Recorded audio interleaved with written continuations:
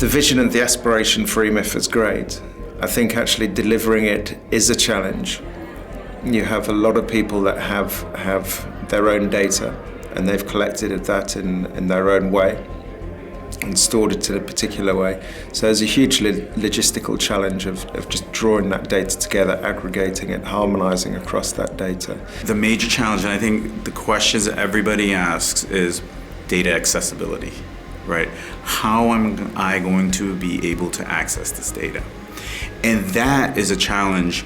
It's not necessarily a technology challenge. It's a communications and a partnership challenge. Partnership between EMIF being a trusted partner with the data owners and the data providers.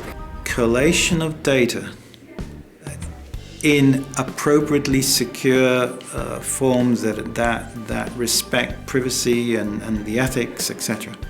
Collation of data will give us a huge step forward for the future in terms of therapeutics, in terms of medicine, in terms of developing new drugs, etc.